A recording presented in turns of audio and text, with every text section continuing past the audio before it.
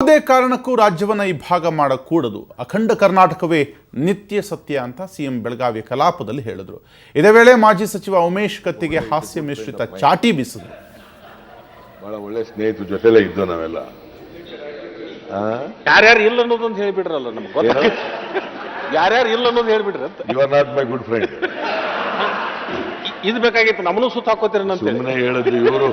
ಇವರೆಲ್ಲ ಜೊತೆಲಿ ಇದ್ರು, ಅದರಿಂದ ನಾವು ಬಹಳ ಹತ್ರದ ಒಡನಾಟ ಇತ್ತು ಅಂತ ಅಷ್ಟೇನೆ. ಅದಂತೇಳಿ ನೀವು ಫ್ರೆಂಡೇ ಪಾಪ.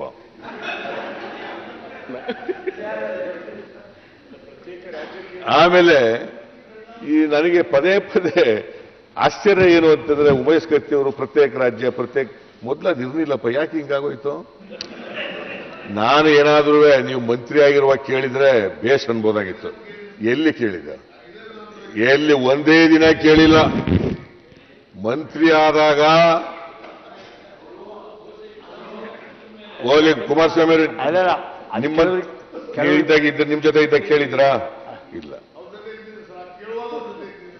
ನೋಡಿ, ಅದರಿಂದ ಇವ್ರು ನಾನೇನ್ ಹೇಳ್ತೀನಿ ಅಂತಂದ್ರೆ, ಇನ್ಮೇಲೆ ಇವೆಲ್ಲ ಮಾತಾಡೋದು ಬಿಟ್ಬಿಡಿ. ಕೇಳಿ, ಸರಿ ಮಾಡಕ್ಕೆ ಮತ್ತೆ ನಾವಿರೋದು ಸರ್, ಗೋವಿಂದ ನೀವಿದ್ದದು ಸರಿ ಮಾಡಕ್ಕೆ, ನಾವಿರೋದು ಸರಿ ಮಾಡಕ್ಕೆ.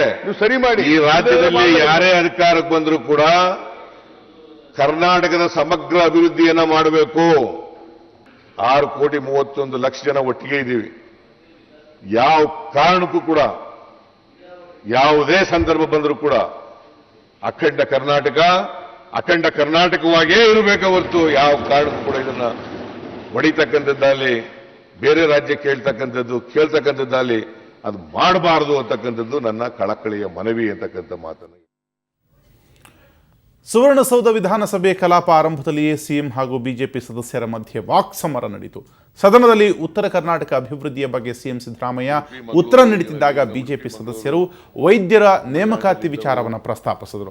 ಆಗ ಸಿಟ್ಟಿಗೆದ್ದ ಸಿಎಂ, ನಿಮ್ಮ ಅಧಿಕಾರಾವಧಿಯಲ್ಲಿ ಒಬ್ಬ ವೈದ್ಯರ ನೇಮಕವೂ ಆಗಿಲ್ಲ ಎಂದರು.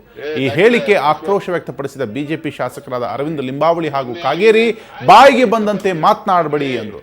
ಇದರಿಂದ ಮತ್ತೆ ಕೆರಳಿದ ಸಿಎಂ, ಬಾಯಿಗೆ ಬಂದಂತೆ ಮಾತನಾಡ್ತಿರುವುದು ನೀವು, ನಾನಲ್ಲ, ಹೇ ಸುಮ್ಮನೆ ಕೂತ್ಕೊಳ್ರಿ ಅಂತ ಬಿಜೆಪಿ ಸದಸ್ಯರನ್ನ ಏಕವಚನದಲ್ಲಿ ನಿಂದಿಸಿದರು. ಇದರಿಂದಾಗಿ ಕೆಲ ಕಾಲ ಬಿಜೆಪಿ ಹಾಗೂ ಕಾಂಗ್ರೆಸ್ ಸದಸ್ಯರ ನಡುವೆ ವಾಕ್ಸಮರ ಉಂಟಾಗಿ ಗದ್ದಲಕ್ಕೆ ಕಾರಣವಾಯಿತು. ಮೈಸೂರು ರಾಜ್ಯ, ಉಡುಪಿ ಮಂಗಳೂರುಗಳು, ಈಗಿನ ಉಡುಪಿ ಮಂಗಳೂರು ತಮಿಳುನಾಡಿನಲ್ಲಿದ್ದವು. ಅವತ್ತಿನ ಕೊಡಗು ರಾಜ್ಯ ನೋಡಿ, ಇಲ್ಲಿ ಆದೇಶ ಜಾಸ್ತಿ ಮಾಡಿರ್ತಕ್ಕಂಥದ್ದು. ಡಾಕ್ಟರ್ ಅಶ್ವಥ್,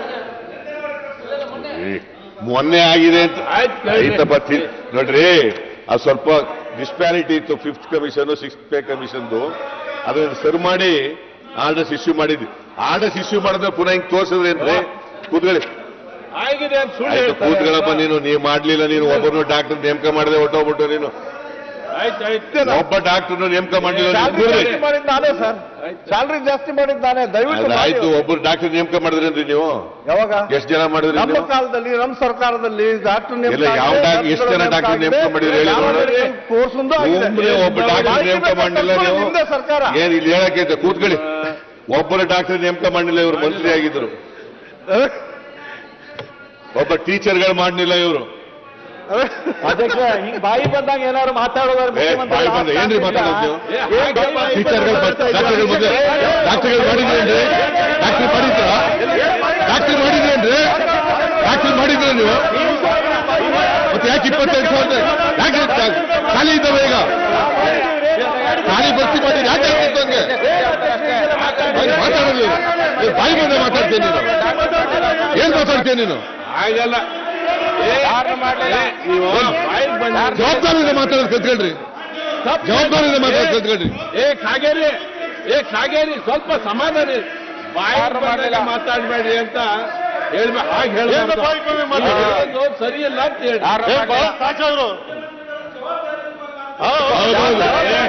ಕಲಿಬೇಕಾಗಿಲ್ಲ, ಕೂತ್ಕೊಳ್ರಿ. ಕಲಿಬೇಕಾಗಿಲ್ಲ, ಕೂತ್ಕೊಳ್ಳಿ.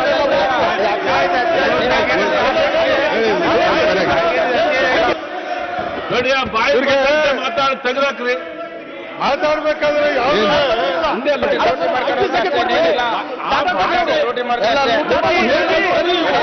ವರ್ಷದ ಡಾಕ್ಟರ್ಗಳು ನೇಮಕ ಮಾಡಿದ್ದೀರಂತೆ ತೋರಿಸಿ. ಎಷ್ಟು ಜನ ಡಾಕ್ಟರ್ಗಳು ನೇಮಕ ಮಾಡಿದ್ದೀರಿ?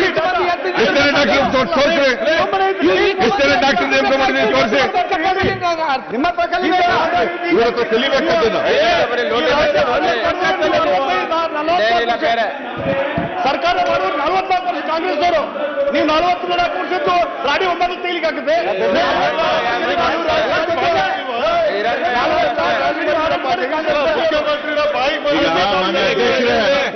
ನಾನು ಅವ್ರು ಮಾತಾಡುವಾಗ ಎಲ್ಲ ಅವ್ರು ಹೇಳಿದಂತೆಲ್ಲ ಕೇಳಿದ್ದೀನಿ, ಬಿಟ್ಟು ಈ ರೀತಿ ಅವ್ರು ಹೇಳ್ದ ಕೇಳಿದ್ದೀನಿ. ಮಧ್ಯದಲ್ಲಿ ಎತ್ತಿ ಮಾತಾಡೋದು ಐ ಡೋಂಟ್ ಟಾಲರೇಟ್. ನಮ್ಮಲ್ಲಿ ಟೀಚರ್ಸ್ ಹೇಳ್ತಾ ಮಾಡಿದ್ರು. ಆಮೇಲೆ ಬೇಕಾದ್ರೆ ನೀವು ಹೇಳಿ ಸರಿ. ಡಾಕ್ಟರ್ಗಳು ನೇಮಕ ಮಾಡಿದ್ರೇನ್ರಿ ನೀವು 5 ವರ್ಷದಲ್ಲಿ? ನೀವು ಹೇಳಿ ಡಾಕ್ಯುಮೆಂಟ್ ಕೊಡಿ. ಡಾಕ್ಟರ್ಗೆ ತೋರಿಸಿ ಎಷ್ಟು ಜನ ಮಾಡಿದ್ರೆ? ಎಷ್ಟು ಜನ ತೋರಿಸಿ ಎಷ್ಟು ಜನ ಮಾಡಿದ್ದೀರಿ ನೀವೇನು ಮಾಡಿರಿ? ಡಾಕ್ಟರ್ ಒಂದೂವರೆ ನೀವು ತೋರಿಸಿ ಹೇಳ್ರಿ. ಅಲ್ಲೇ ತೆಗಿಸೋದು ಇದ್ರಲ್ಲಿ ತೆಗಿಸೋದು. 1 ವರ್ಷ ನೀವೇನು ಮಾಡಿ ಹೇಳ್ರಿ. ಆಯ್ತ್ರಿ. 1 ವರ್ಷ ಏನೋ ಮಾಡ್ಲಾರ್ದ್ರೆ ಜಗನ್ ನೀವು ಹೇಳ್ತೀರಲ್ರಿ. ಅಲ್ಲ ಸರ್, ಏನೋ ಒಂದು ಮಾಡಿದ್ರೆ ತೋರಿಸ್ಕೊಡ್ರಿ ಅಂತ ಹೇಳ್ತಾರೆ. ಎಲ್ಲ ಡ್ಯೂಟಿ ಮಾಡಿ ಮಾಡಿಲ್ಲ. ನಾವೇನೋ ಬಹಳ ಗಂಭೀರವಾಗಿ ವಿಚಾರ ಈ ರೀತಿ ಪ್ಲೀಸ್ ಪ್ಲೀಸ್ ನೋಡಿ. ಮತ್ತೆ ನೋಡಿ ಮಾತಾಡ್ತೀರಿ ಕುತ್ಕೊಳ್ರಿ ಉತ್ತರ ಸುಮ್ಮನಿರ್ರಿ. ಹಾಗೆ ಅವರು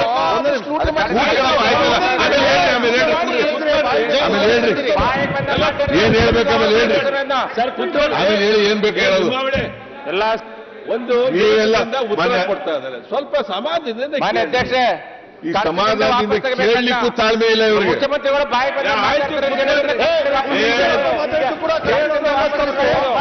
ಪುನಃ ಎದ್ರು.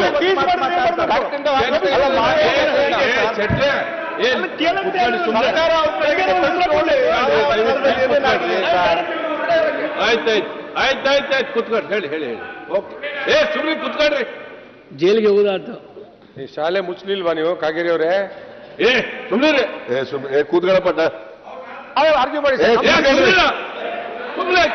ಮಾತಾಡ್ತಾರೆ. ಇಲ್ವಾ ಯಾಕೆ ಮುಚ್ಚಿದ್ರು ಗೊತ್ತಿಲ್ಲ ನನಗೆ. ಸರ್, ಕೋರ್ಟ್ ಅವ್ರ ಆದೇಶ ಸುಮ್ಮನೆ ಮಾಡಿದೆ. ಕೆಲಸಕ್ಕೆ ಬಂದು ಮಾತಾಡ್ಬೇಡ್ರಿ.